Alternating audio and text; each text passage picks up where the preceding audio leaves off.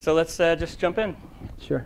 Well, I luckily got to see the movie at Sundance, and we won't spoil much of it for these people. But the first song in the movie is a song that's actually on The Life Pursuit, which is now 8 or 9 years old. When you wrote that song, did you know even then that the character in that song was going to live on? Yeah. There was a couple of songs in the. I was already well into writing the songs for the movie around about the time of Life Pursuit. I wrote the Life Pursuit in parallel with most of the God Help the Girl songs. It was a nice little kind of yin and yang thing. It was like one for me, one for you, one for me, one for you. But there was a couple of them. One was Dress Up in You, and the other one was the second part of Act of the Apostle, which were written for a female voice. And I thought, I'm just going to put these on the LP because I think they'll work in the context of Belle and Sebastian. So did you always know it was going to be a movie rather than just a concept album or a series of songs for women? I think I knew pretty early on.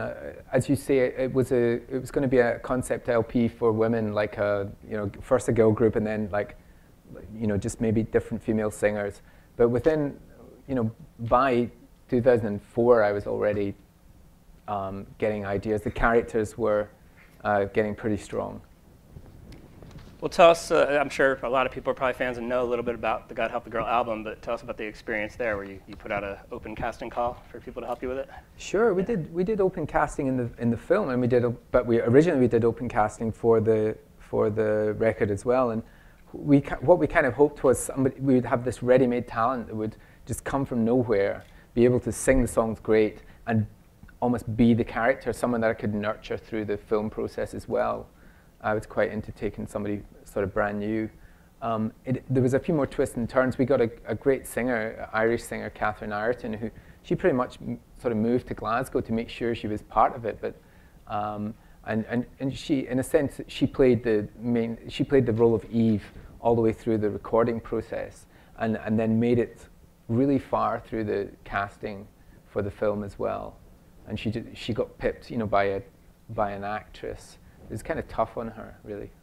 Yeah, I assume I was going to ask. It was probably a little tough on you as well. Yeah, it was. It was tough. It was tough on me. Yeah, we're still talking. Yeah.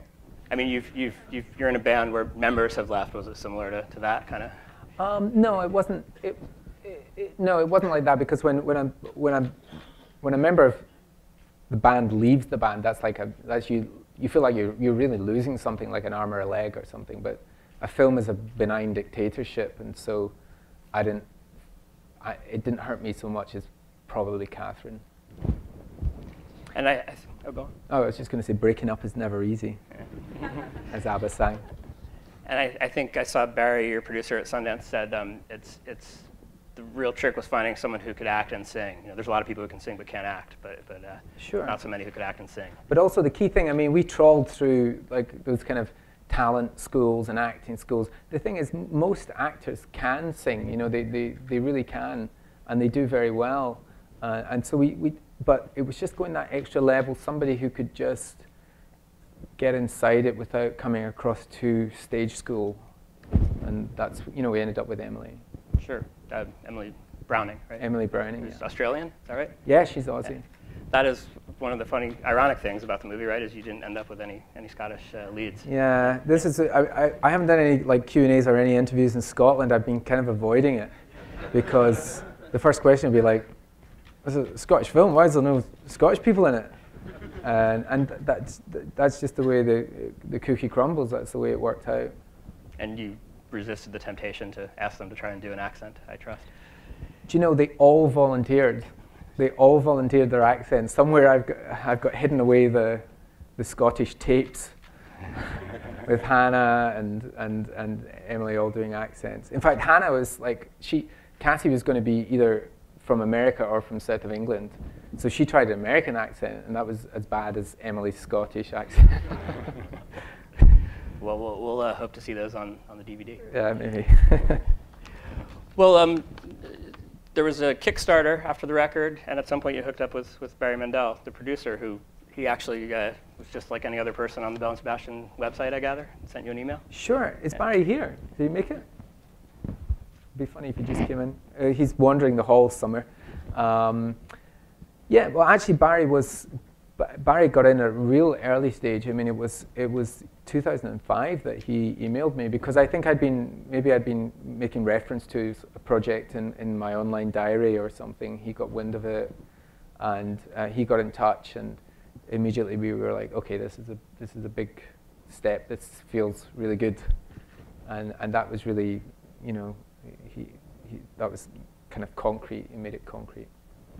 And was that? I mean, did he encourage you to direct, or did you already know you want to direct? Because that's the, you know, writing to directing is another step that you had to take there. Yeah, sure. I don't know when it was never talked about. It was almost like the elephant in the room that I would actually direct. And probably about a year before it was all going to kick off, I was thinking, okay, now I need to decide. And I was thinking, if somebody came in right now and said they want to do this, then they can do it. Because I really couldn't see how I was going to make that step up a year out, but you do, you know.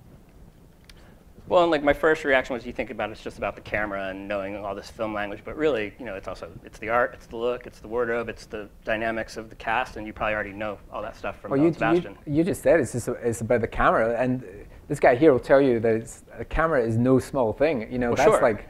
That's like driving like landing a plane, you know. It's like really knowing how to use a camera right, and also, you know, the subtleties of film lighting. That's something you don't learn overnight.